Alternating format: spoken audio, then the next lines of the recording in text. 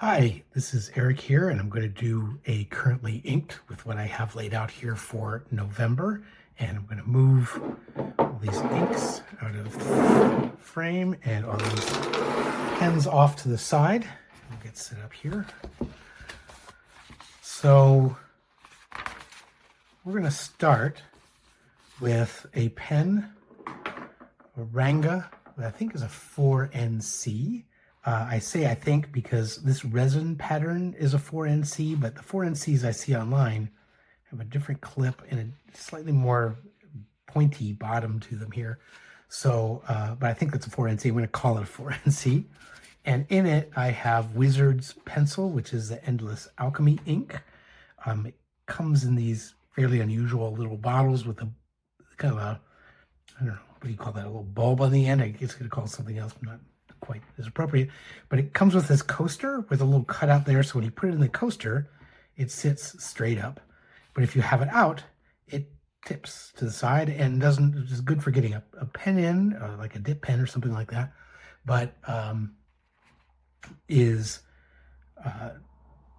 also for filling the pen too. So that's that, and it's a really interesting ink. It is a starts off fairly dark, as you can see. It ends up kind of drying. It's got a very flat slate color. So we're going to try it here. I love this Mega pen because it writes so well. I've had it for a while, and I keep putting different inks in it, and it continues just to perform very, very, very well. Sometimes a little difficult to get it started, but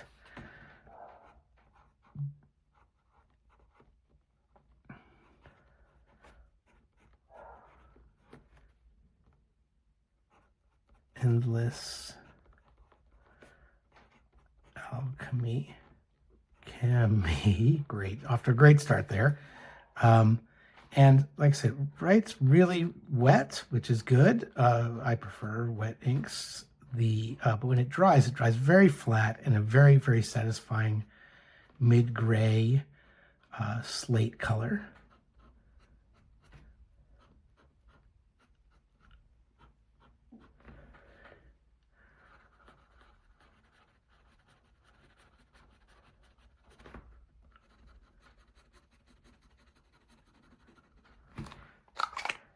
Again, it's a great, huge pen, obviously, but it is, and I have these big meaty fingers, but I really enjoy this pen and I've enjoyed using it. As you can see, it almost has like a greenish quality to it, but it does dry very kind of flat and slatey, which is great. So next is, I've got this pen, which is by a maker named Lincoln Leather, and you'll see here, this is actually a bunch of pieces of leather that are put together and then cut. So it gives almost a pattern to it. A lot of their pens have patterns. It's not quite even. It kind of, you can see here, it's got a little bump here, and then flat part, then it bumps up again and comes back down. But it's very soft to hold, but I just cannot believe for how inexpensive this pen was. I think it was less than $100. The quality of the hardware on this pen is great. First off, it's metallic. Or not metallic, excuse me, magnetic. So it clips on there very satisfyingly and stays in place. The nib, which I think is just like a standard German nib, it's really, really, it's a good writer. It's a wet writer, which is great. And in it, I have this Birmingham ink, Voltaic Arc, which is absolutely a super sheening ink. I don't know how well you can see this here. It is a dark blue, but has this amazing reddish purple sheen. I have never seen an ink that is sheened quite like this one. And I'll show you what I mean once we get writing. You have this really beautiful, high saturated dark blue color to it.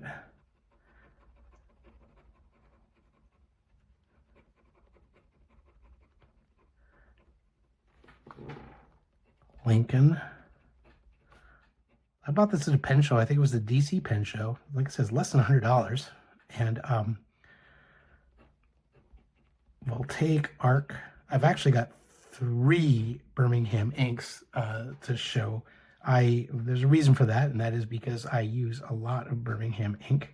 I really think they are probably one of my favorite makers of ink. I do have a bit of criticism. Some of their low saturation inks are really, really difficult to write with because they're really hard to read.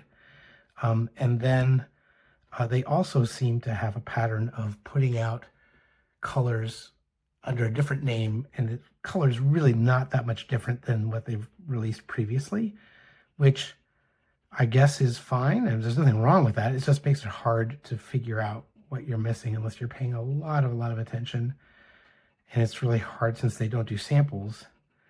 More than once I've gotten a Birmingham ink, and it's really close to something I've had in the past. So there is, I don't know if you can see that sheen on there. And you really see it on the card, how just absolutely electric that is. It's like someone put a battery in this ink. It's really crazy. I've never seen an ink quite sheen quite like that before. So again, love this pen, not expensive. They're really solid manufacturer. They use great hardware, which is really good to see. This next ink and pen combo. First, this is a pen. It is made by Good Made Better, who a lot of people know for their accessories. They've been playing around with pens, and at some pen show recently, I saw them there, and they had a couple of their early prototypes, and I actually bought one from them for the mail. I know they just did a Kickstarter to do a Jester, which I believe this is, and the Muse, which is a smaller size. This is a cartridge converter in it. The only criticism I have on this at all is this grip section here is it's aluminum, and it's kind of rough hewn, and it doesn't really, that plus the feedback you get off the pen, which is normal, isn't really that satisfying a combination. It could be a little better. This is a Deadly Nightshade, which is a Cult Pens exclusive from Diamine that I just recently got. This is quite a novel ink. You'll see on the card, very purple ink with a kind of super green sheen on it. This is maybe a theme this month, is these green sheening inks or sheening inks. This is, again, it's almost like someone put a battery in this ink. It is so vivid, that sheening. And just as I know this is completely a gimmick, but it totally works. Inside this bottle, when you open up the bottle, you see there are 2 little skulls. Oh, how convenient that it was facing up when I started doing that. 2 little skulls inside there, inside the bottle, which kind of makes it fun. Again, completely unnecessary. Let me make sure I get this on here correctly. But it's a really impressive ink in that it's, again, I don't like showy inks just for the sake of being showy. I want the base ink to still be really vivid and have something to say on its own. Nice rich purple color here.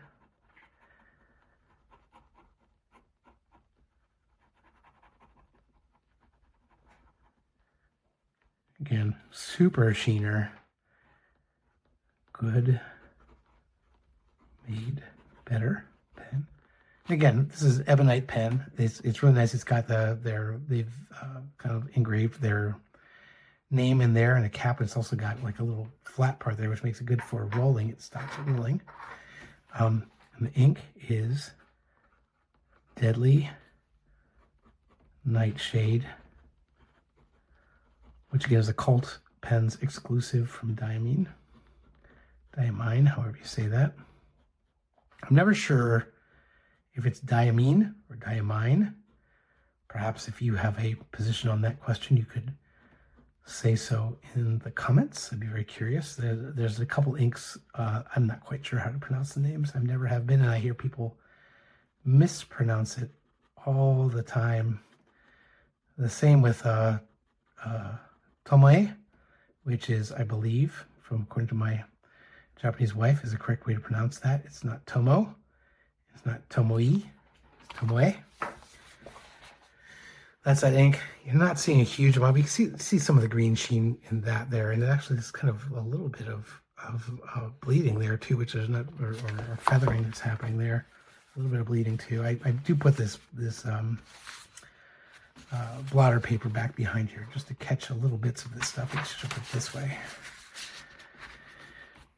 Because it does, obviously, with drawing these squares and these patterns, it does end up kind of working its way through. The other one is I hesitate to put it in because I bought this pen earlier this summer, the DC pen show. It was Ryan Krusac is the pen maker's name. I just love this wood grain. It's Mexican poison wood is the name of the type of wood it's made from. It's got this really kind of crazy grain to it. And Ryan Krusac is the maker. There's a little logo up there. You might be able to see. He told me that the bark of this tree has almost like a poison ivy-like effect to it. And doesn't really post very well. But it just feels so good in the hand, this pen. I just always love this. And when I first brought this home, I put in Birmingham Firebox into it, which is this entire bottle has been used just to fill this pen. And I've always loved this ink because it is one of those inks that, depending on how you use it, what light temperature you're looking at, it looks like a different ink.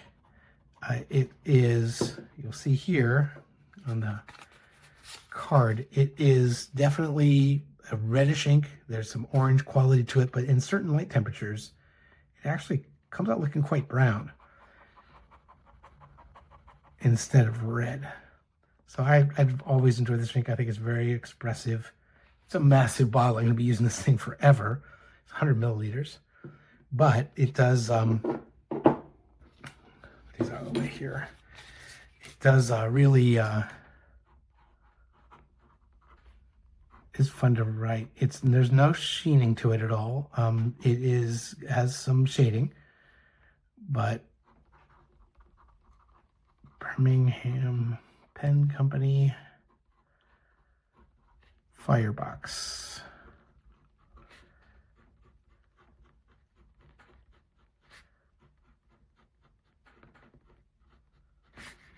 You can see some of that shading. I love using this for writing letters. I also keep this as one of my favorite pens. I keep it real close to hand. I end up taking a lot of work notes with it as well. But really find this to be a great pen ink combo. And I've never changed it because it works so well, the combination of these two. Again, look at this wood grain. It's really, really kind of amazing. It's very unusual. It's almost like you see images inside of it of, like I see like almost like a face there. So something look like a skull over here. There it is. But it's just a crazy, crazy pattern of grain. Maybe pull it up a little higher, you can see it a bit better there.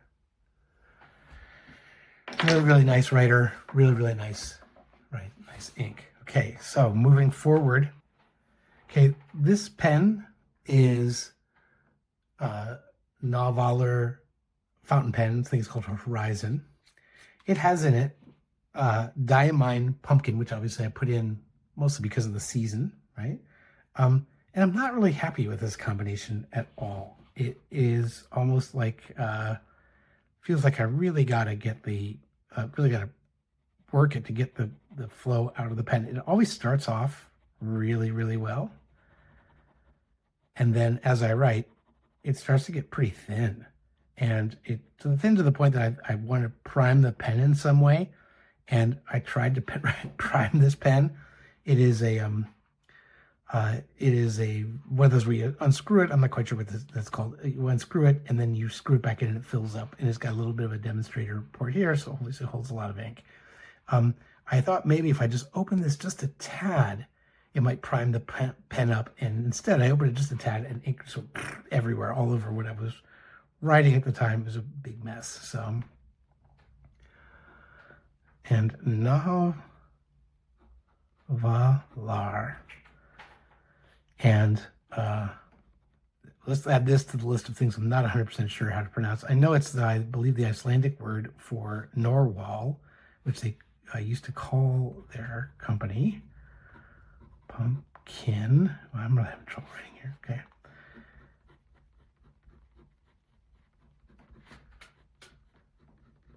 See, you start to see it thinning out here, and that really bothers me. I don't mind the shading, but when I feel like I'm forcing the pen to put ink out, like look how the inconsistent that is there. And I'm not sure if it's the ink or the pen or if it's both. But I mean, even compare this to this, and it's really amazing to me that a good quality pen like this, oh, it's shaking the whole thing. Good quality pen like this shouldn't be, I shouldn't have to force it to do its job. So beautiful pen, nice color to the ink. Just the combination doesn't really seem to be working for me. And if I'm being harsh on either one of them, please let me know. Okay, this is a fun one. This is the newest addition to my collection. This is a Conklin pen. This is 100 years old. It is the first vintage pen I have ever bought. I think it's amazing how, like look at, compare these two size. It doesn't even fully fit in the frame. But even like what I would consider to be a fairly normal size pen, like the one I was just using, it's small, and I've got these big, meaty hands, so it feels like I'm using, it's like a mini pen when I use it. It does post. It's got the lever fill to it, which you can see. There is a small crack here around where that must fit in there, the hinge for that. And it's a really good writer. It is small in my hand, but I just love I have a pen that is of this age. In it, I have put, because it has the sack inside of it, which this the pressure opens and closes. I was advised to kind of pick an ink you like for this and then don't change. And I originally thought about using this Firebox and making that a Firebox pen, this a Firebox pen. But instead I chose Noodlers American Aristocracy, which is a really lovely, high saturation but flat color ink. Very dark, kind of brownish purple. And here's the card for that one you can see. It's a lovely shade of ink. I just, I can see myself using this a lot for correspondence or note-taking. And I think it's really novel to have a pen of this vintage. Again, I've never bought a vintage pen before, and if I'm going to buy a vintage pen, I want the oldest pen I can find. So I can't remember the name of this pen. Let's just call it the vintage pen. How about that? Vintage. Oops. And then I put Noodlers American Aristocracy. Kind of messed up my form there. It writes really beautifully. It's a little on the soft side. Very wet presentation of ink. And just a pleasure to write with. You can see there's a little bit of feathering there on this paper. And I'm using a CD notebook. It's been pretty good for past uses of this. I think maybe this, yeah, look how much this is kind of feathering here. Yeah, maybe not the best match of ink to paper. But again, this is just a lovely little pen. It's a lovely little pen. I'm not someone who likes museum pieces or like in the sense of like I buy something and I never use it. If I buy something, I want to use it lovingly and caringly. I was a little suspicious of these because it has these air holes in it, which seems to be a lot of these older pens have these air holes. There you can see it right there. There's two of them. There's one on each side. Thought that might cause it to dry out a little bit, but it certainly hasn't been the case. So that's this pen is. It's a Conklin, as I mentioned. I can't remember the model name is, but it's got a patent date here for 1918 and a patent date here for 1925. See if I can bring it up close so you can see it.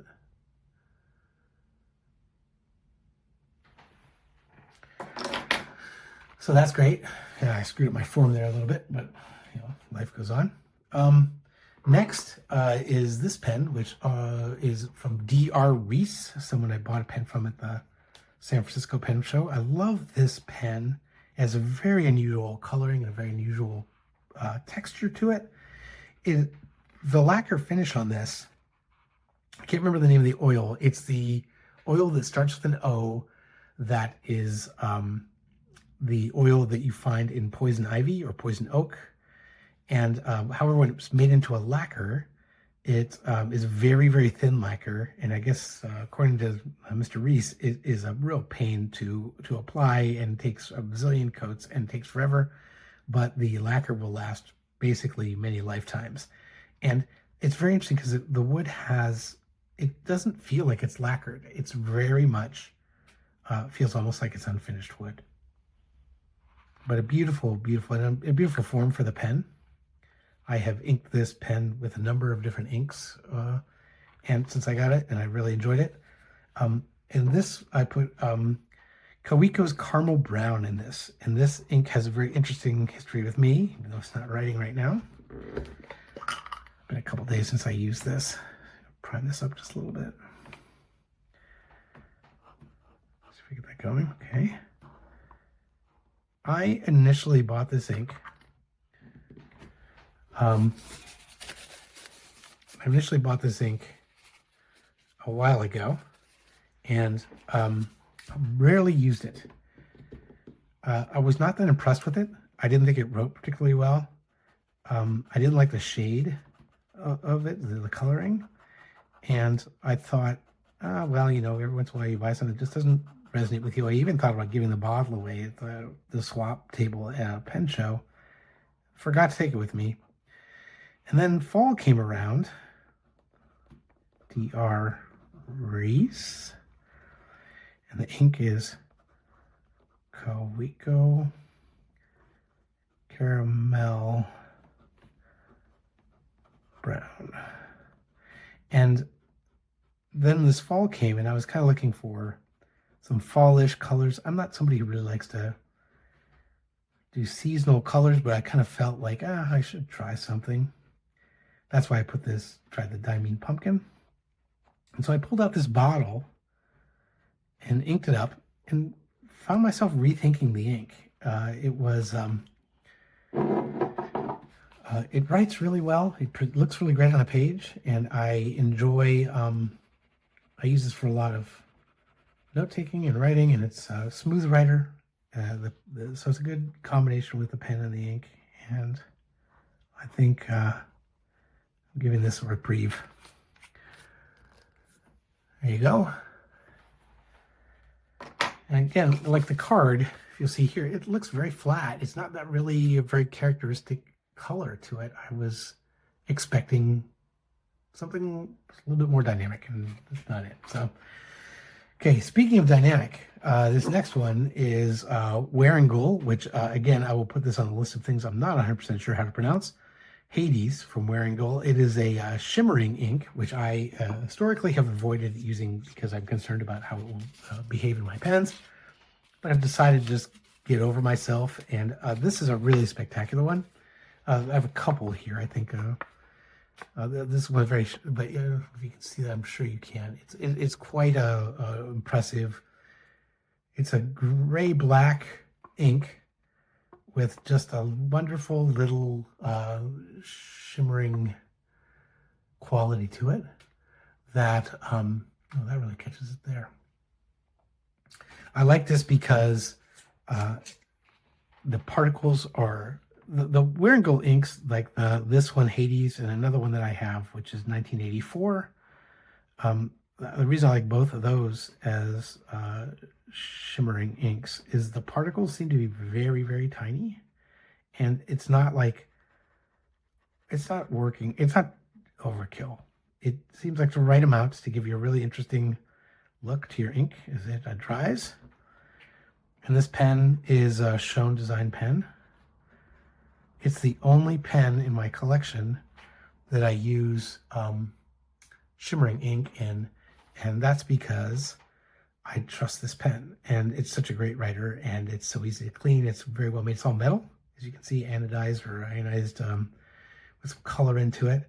It feels silky smooth to hold. It writes like a champ.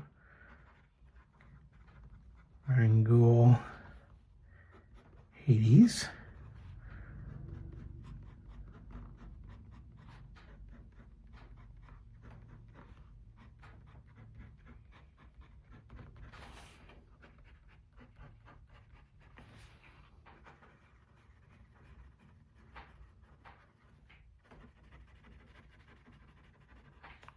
Again, you see a little shimmer here. It's kind of hard to see in this sample. There's enough there, but boy, you really see it on that card.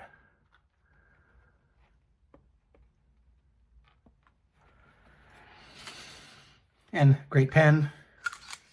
The maker himself is often at pen shows and loves to talk about his pens, and we'll show you all sorts of little characteristics, like it says Schon design in here. I don't know if you can see that. Schon design, and then there's always another symbol there. There's a little star there, and different pens have different symbols there. But just a really beautifully made pen, solid, good quality craftsmanship, and a great writer, which is why I trust it to do those type of inks. Okay, this is another new pen. This is an acquisition for me. This is a Conklin Crescent Filler. Something I had read about but didn't really understand very much. So the filling system on this is quite unique.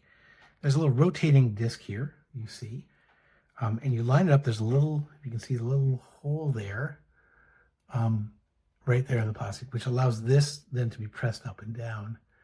And pressing it up and down, it acts almost like a lever filler or what have you. And you move this so that it can't be pressed up and down, and that is basically how the pen works. And this is a modern interpretation of the pen that Mark Twain really featured. And inside of it, I have Colorverse Heliocentrism, which is a beautiful, it is a shading ink, but it's really, really kind of subtle in its shading. It's not trying to be too flashy, but just a really classy, beautiful look to it. And I really enjoyed this pen and ink combination. It writes really smoothly. This is a really wet writing pen. And this is a very, very highly saturated color. Almost looks black when you're writing with it. And it dries with almost like a bluish tint to it, which is really impressive, even when writing small. Conklin Crescent Filler. The ink is, no, it's not, it's Colorverse and Heliocentrism. It's one of these inks that comes in a box with two bottles, and the other one was a brownish one. I can't remember the name of it, Siberius, whatever, something. And I wish it was the other way around. The larger bottle was this one, and the smaller one was the brown. I don't think the brown is nearly as interesting as this one is, but it only comes in this size of 15 milliliter, which is, I'm going to ink a lot of pens with this, but it's not a huge amount of ink. So, again, beautiful writer, beautiful tone.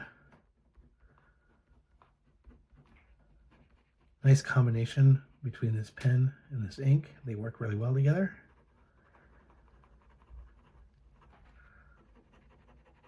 I'd say that the fill system on this is very novel, and its historic nature is also very novel. This is larger than the historical ones that Mark Twain would have used, because it's, most, as we showed before, most pens are smaller. From vintage pens are smaller than contemporary pens, but this really it writes well. I wouldn't say it's an exceptional writer, but it does write really well. And enjoy using that pen. A lot of the older pens that are vintage looking or vintage inspired don't really impress me as much as writers. Like the Parker 51, for example, the one version of that you buy today is not nearly as impressive as a historic one. But that Conklin does a really good job. Okay, we have one more pen. It is a fairly standard custom 823 Pilot 823. Nothing really exceptional about this pen. Most of the nibs I write with are fine nibs, unless I'm using Japanese, which I use medium. This ink is the final of the Birmingham Pen Company inks, Interstellar Bronze, which, again, I think the theme for this currently inked month is Super Sheeners. It is also a Super Sheener. It writes like a yellowy green. Looks like a brown. And man, when that thing, it has a sheen on it, which is just will not stop. It is just so almost electric. And it's really great. In the swatch, you can see this color, but it's really impressive when you see it right. And I hope that this paper tends to not show off a lot of those kind of qualities in ink. But here you can see this nice shading that happens here, and as it dries, the color just pops. Interstellar. I'm having such trouble writing today. Stellar bronze.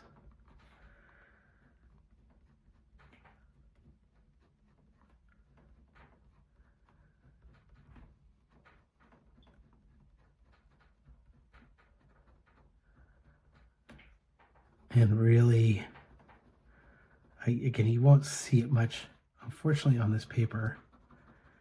But the sheen on this is just fantastic, and it does really pop off. Maybe it's the light that causes this not to sheen the way I would expect.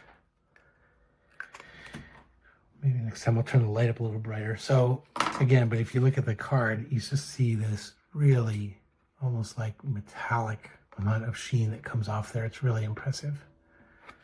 Look at the writing on here. You see that? You see how much sheen comes even off that little tiny bit of writing there. I have impressive ink. So this is what I'm writing with this month. Again, we started with the Ranga and the pen with the Endless Alchemy Wizards Pencil, I should say. Let me find that. I'll put that in here.